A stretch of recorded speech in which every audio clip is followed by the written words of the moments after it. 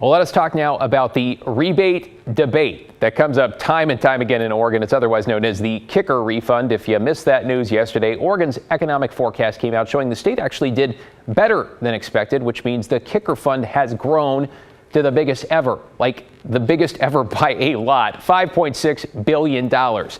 To put that in perspective, the previous kicker record in 2022 was just $1.9 billion. And all this means, if you're an Oregon taxpayer, in theory, you are getting the biggest refund ever.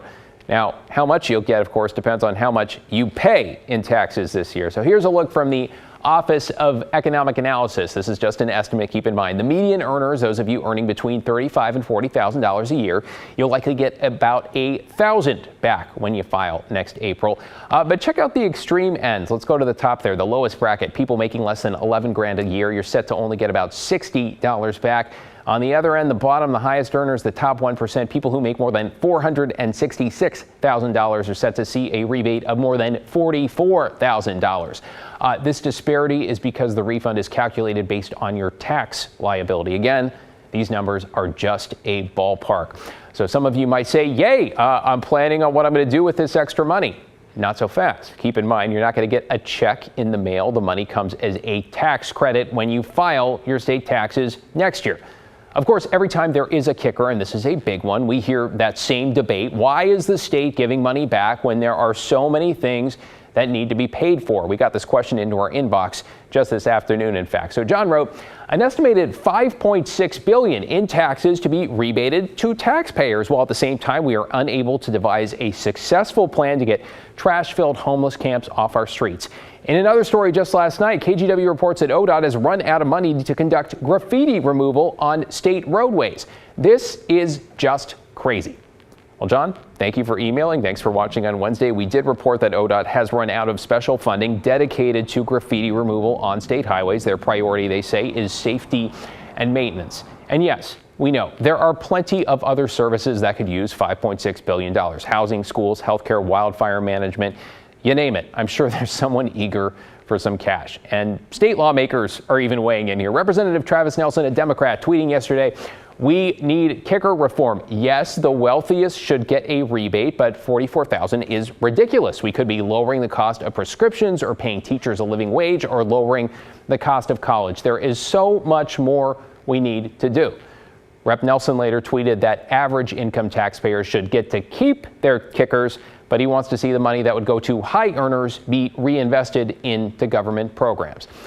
Yeah, that might be a bit of a tough sell, though Oregon's kicker law has been enshrined for more than 40 years, and changing it would require a new law. You know, it's possible some Democratic lawmakers did give it a go this past session. One bill would have given everyone an equal $1,000 payment. The rest there would have gone to wildfire mitigation. That's the one on the top of your screen. Two other bills would have replaced the kicker altogether. Another would have divided it equally instead of proportionally the way it is now. None of those bills made it past the finish line. You see it there, dead, dead, and dead. Not surprising, a lot of folks say, because Oregon's kicker is often described as the political third rail. Mess with it, and you're likely gone. So let's take a look at how we got here. Oregon's kicker law was passed back in 1980. It was a response to anti-tax sentiment across the country at the time. It meant that if the state collects 2% more in taxes than it expects, we, the taxpayers, get the extra money back. Essentially, it's a signal that if the state's economy is good, we get to benefit. I mean, if it's not good, if the state doesn't collect as much in taxes as it needs, no kicker. Well, in 2011, the kicker went from a check you get in the mail to a credit on your taxes. And for those of you who always ask, why can't the money go to programs that need it? Well, in 2013, there was a slight adjustment to the law toward that end. A law passed directing the kicker rebate that would have gone to corporations to public schools instead. Other efforts, though, throughout the years have tried to direct the money to PERS, that is the state's retirement fund, or to bolster the state's rainy day fund. None of those have really gone anywhere. The prevailing winds and sentiment seems to be, as Tammy Taylor, the Fab Nana, tweeted, I want my money back. All right, what do you think? We know you have thoughts about the kicker. Send them to the story at kgw.com or leave us a voicemail, 503-226-5090.